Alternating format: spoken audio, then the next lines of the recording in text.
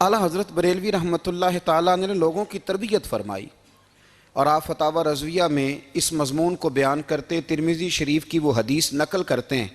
آپ فرماتے ہیں مسلمانوں اس حدیث کو یاد کر لو، اگر تم اسے یاد کرو گے تو مضبوط ہو جاؤ گے۔ حدیث کیا ہے؟ نبی کریم صلی اللہ علیہ وسلم نے فرمایا اگر سارے انسان مل کے بھی تیرا برا کرنا چاہیں تو جب تک رب کی مشیت نہ ہو وہ تیرا برا کر نہیں سکتے۔ اور حضور صلی اللہ علیہ وسلم نے فرمایا اگر سارے انسان مل کے تیرا بھلا کرنا چاہیں تو جب تک رب کی رضا نہ ہو تیرا بھلا ہو نہیں سکتا۔ تو اعلیٰ حضرت فرماتے ہیں اس چیز کو ذہن میں بٹھاؤ، مسلمانوں اپنا رجوع اپنے رب رسول کی طرف مضبوط کرو۔ یہ کیا بات ہو گئی کہ میں اس سے بھی ڈر رہا ہوں، میں اس سے بھی ڈر رہا ہوں، وہ بھی میرے پیچھے لگ گیا۔ فاضل بریلوی رحمۃ اللہ علیہ ان چیزوں سے منع فرماتے تھے۔ وہ کہتے تھے یہ توہمات ہیں، اوہام پرستی ہے، ہمیں ان چیزوں سے ہمیشہ بچنا ہے، اپنی آنے والی نسلوں کو بچانا ہے۔ اور فرمایا کرتے تھے رب کی رضا پہ جو راضی رہتا ہے اللہ اسے سکون والی زندگی عطا فرماتا ہے۔ ہمارے ہاں لوگ پوچھتے ہیں طبیعت کیسی ہے، لیکن یو پی میں، سی پی میں، لکھنؤ میں پوچھا جاتا ہے کہ کیا شکایت ہے آپ کو؟ کہتے ہیں جی سر درد کی شکایت ہے۔ یہ اردو کا ایک محاورہ ہے۔ جناب کیا شکایت ہے؟ کہتے ہیں جی مجھے کمر درد کی شکایت ہے۔ پھر پوچھنے والے پوچھتے ہیں کہ جناب اس شکایت کا کیا بنا؟ تو صدر الشریعہ مولانا امجد علی صاحب اعظمی رحمۃ اللہ علیہ فرماتے ہیں اعلیٰ حضرت کو بخار تھا تو میں حاضر ہوا، تو میں نے کہا حضور شکایت کا کیا بنا؟ کہنے لگے مولانا پڑھے لکھے ہو کے تو ایسی باتیں نہ کرو، شکایت کس سے کرنی ہے؟ رب نے جس حال میں رکھا ہے بڑا ہی اچھا رکھا ہوا ہے، شکایت کا کیا معنی ہوا؟ اللہ نے جہاں سمجھا مناسب اس نے ہمیں رکھا ہے، شکایت کیا ہوتی ہے؟ مجھے کسی سے شکایت نہیں۔ فرمایا کرتے تھے الحمدللہ مجھے سر درد بھی ہوتا ہے اور بخار بھی ہوتا ہے اور میں بڑا خوش ہوں، یہ وہ والی بیماریاں ہیں، یہ وہ امراض ہیں جو نبیوں کے قدم بھی چومنے آیا کرتے تھے۔ میں خوش بخت ہوں کہ وہ امراض جو انبیاء کے پاس آتے تھے، سر درد اور بخار، وہ مجھے لگتے ہیں۔ اپنی زندگی کو رضا والی زندگی بنایا، یقین بڑا کامل تھا میرے اعلیٰ حضرت کا۔ امام غزالی نے حدیث لکھی ہے، نبی کریم صلی اللہ علیہ وسلم نے فرمایا ہے یقین اس طرح سیکھا کرو جس طرح تم قرآن سیکھتے ہو۔ آج میرے دور کا سب سے بڑا مسئلہ یقین کی کمزوری ہے۔ مسلمان کچی پکی سوچیں سوچتا ہے، کمزور کمزور جملے بولتا ہے، اس کو دنیا داروں کے وعدوں پر اعتماد جلدی ہوتا ہے، لیکن معاذ اللہ اللہ رسول کے وعدوں کے بارے میں یہ کئی دفعہ شکوک کا شکار ہوتا ہے۔ اسے سمجھنا چاہیے۔ فاضل بریلوی ایک پختہ یقین والی شخصیت تھے، پختہ یقین والی۔ بریلی شریف کے دائیں بائیں طاعون کا مرض پھیل گیا تو اعلیٰ حضرت فرماتے ہیں میرے منہ میں بھی کچھ گلٹیاں نکل آئیں، تو بعض لوگوں نے کہا شاید آپ کو بھی طاعون ہو گیا ہے۔ اعلیٰ حضرت رحمۃ اللہ علیہ فرماتے ہیں جو سب سے بہترین طبیب تھا وہ لایا گیا، اس نے میرا منہ دیکھ کے گلٹیاں دیکھ کے کہا خو آپ کو تو طاعون کا مرض ہو گیا ہے۔ تو اعلیٰ حضرت فرمانے لگے مجھے ساری بیماریاں لگ سکتی ہیں، یہ نہیں لگ سکتی۔ اس نے کہا حکیم میں ہوں کہ آپ ہیں؟ فرمایا نہیں آپ ہی ہیں، پر یہ بیماری مجھے نہیں لگ سکتی، یہ مجھے ہو نہیں سکتی۔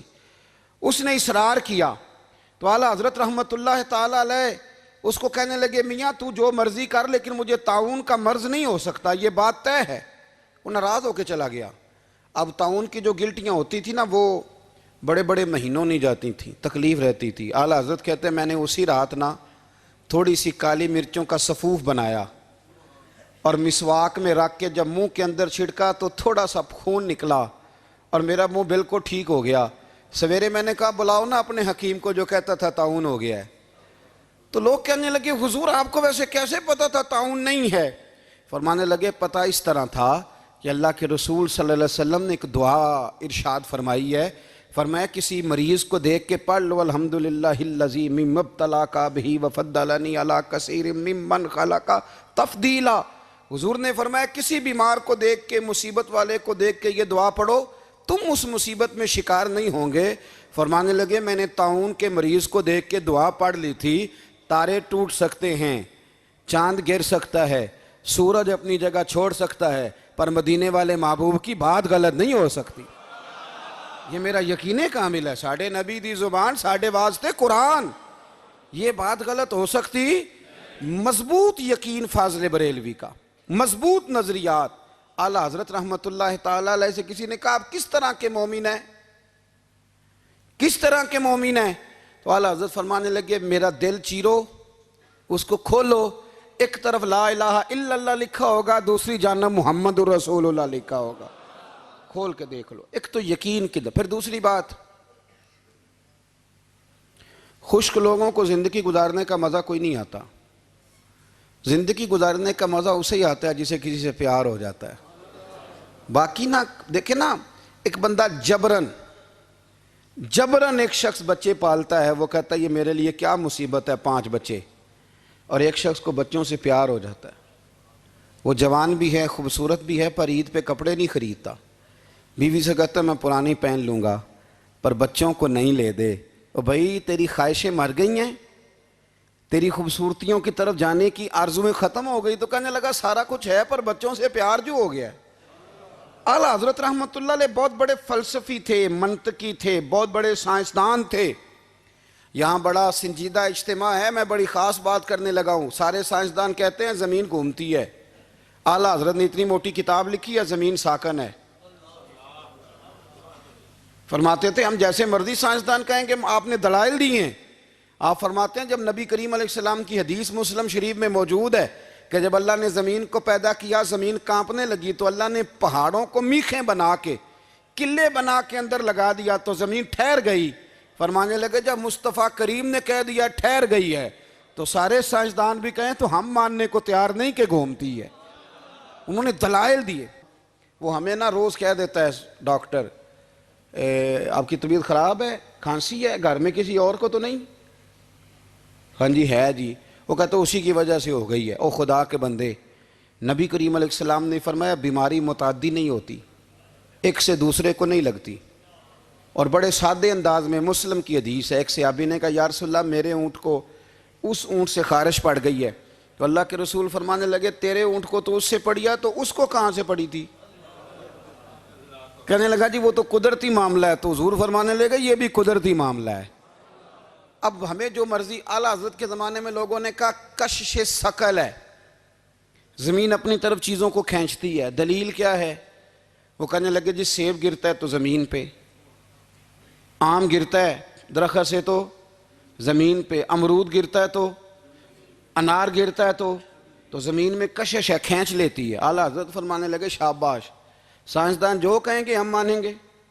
فرمانے لگے زمین نے آدھا کلو کا سیب کھینچ لیا ہے, 1.5 پاؤ کا انار کھینچ لیا ہے, پر ہم نے غبارے میں 1.5 چھٹانگ ہوا بھر دیا, وہ تو زمین سے کھینچا نہیں گیا.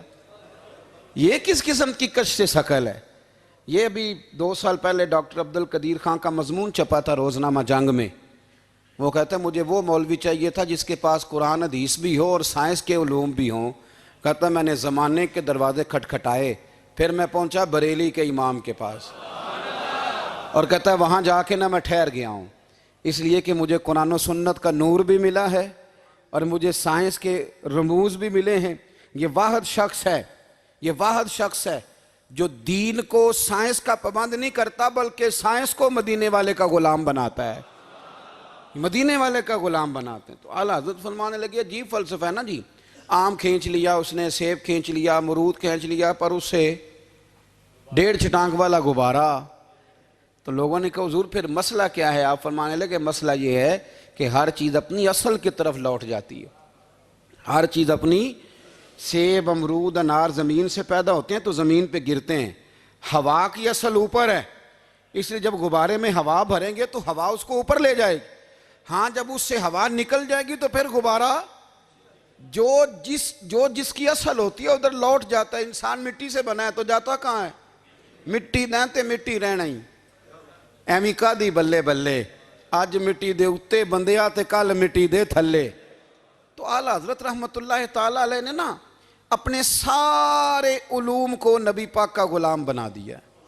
آپ فرمایا کرتے تھے آج لے ان کی پناہ, آج مدد مانگ ان سے, کل نہ مانیں گے قیامت میں اگر